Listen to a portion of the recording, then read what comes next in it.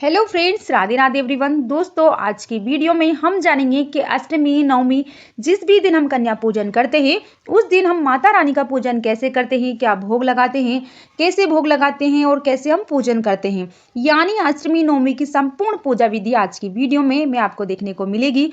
तो वीडियो को बिना स्किप किए एंड तक जरूर देखिए, चाहे आप अष्टमी के दिन कन्या पूजन करें या फिर नवमी के दिन पूजन करें, पूजा विधि सेम ही रहती है।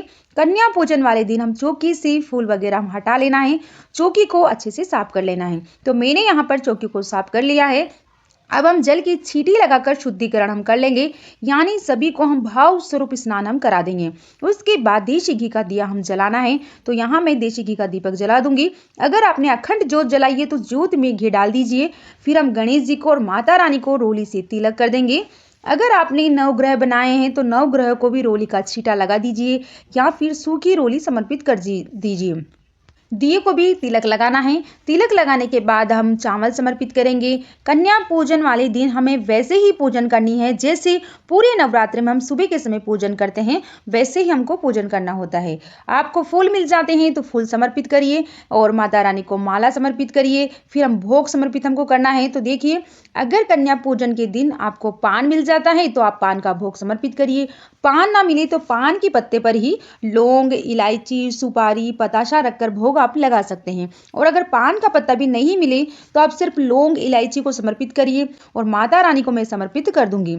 इसके बाद हमें भोग समर्पित करना है। तो कन्या पूजन वाले दिन हमें हलवा, पूड़ी व चने का भोग बनाया जाता है, क्योंकि माता रानी को हलवा, पूरी, चने का भोग बहुत ही अति प्रिय है। तो आप चाहें तो आप सूजी का हलवा बना सकते हैं या फिर आटे का हलवा भी आप बना सकते हैं, या फिर इसके अलावा आप खीर भी आप बना सकते हैं, लेकिन मीठे का भोग हमें जरूर से लगाना है।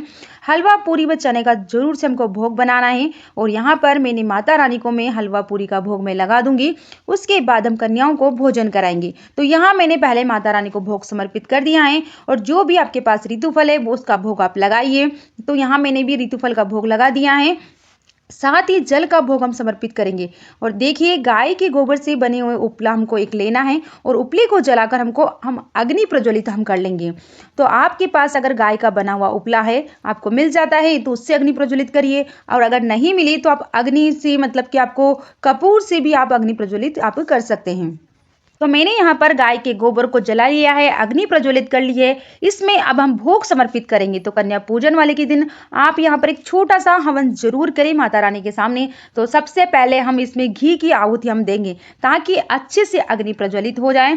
उसके बाद हम इसमें लौंग के जोड़े चढ़ाएंगे। इस तरीके से फूल वाली जो 2 लौंग हमको लेनी है और इसे हम अग्नि में प्रज्वलित हम कर देंगे। तो यहाँ पर मैंने एक जोड़ा डाल दिया है और दूसरा जोड़ा भी हम इसमें अग्नि में हम डाल देंगे, क्योंकि हमारे यहाँ पर 2 जोड़े लौंग के चढ़ाए जाते हैं। अगर आपके यहाँ 2 जोड़े चढ़ाए जाते हैं तो आप 2 ही समर्पित करिए। अगर 1 जोड़ा लौंग का चढ़ाया जाता है तो आप 1 जोड़ा लौंग का आप समर्पित करिए। और हमने जो हलवा, पूरी बनाया है उसका भी हमें अग्नि में भोग लगाना है। तो यहाँ पर मैं हलवा और पूरी का भी अग्नि में भोग समर्पित कर दूंगी, क्योंकि अग्नि में जो भोग लगाया जाता है वो सीधा माता रानी को मिलता है। तो आप अग्नि में भोग जरूर से समर्पित करिए। इसके बाद हम हाथ जोड़कर माता रानी से भोग ग्रहण करने के लिए हम प्रार्थना करेंगे, निवेदन करेंगे। प्रज्वलित कर दिया है, अग्नि में भोग लग चुका है। तो इस तरीके से नवरात्रि में हम नवमी के दिन जिस भी दिन हम कन्या पूजन होता है उस दिन हवन जरूर से किया जाता है। तो उसमें थोड़ा सा घी और कपूर हम डाल देंगे ताकि अग्नि अच्छे से प्रज्वलित हो जाए। और अब हम धूप बाती हम दिखाएंगे। उसके बाद हमको आरती करनी है।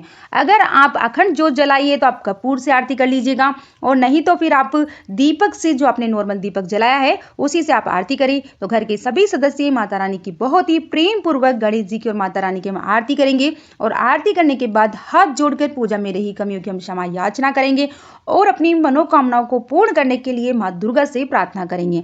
और इसके बाद हमने आरती हमने कर ली है। अब हाथ में थोड़ा सा जल लेकर जो हमने हवन किया है उसके ऊपर हम 2 बार वार देंगे या फिर जल की छींटे हम लगा देंगे। और ये जो जल है रोजाना जैसे हम ज्वारे में जल सींचते हैं उसी तरीके से हमें कन्या पूजन वाले दिन भी हमको ज्वारे में जल हम सींच देंगे। और जो जल बचा हुआ है लोटे में उसको हम सूर्य देवता को हम अर्घ दे देंगे। सुबह का पूजन इस तरीके से हो जाएगा। उसके बाद कन्याओं को भोजन हम करा देंगे।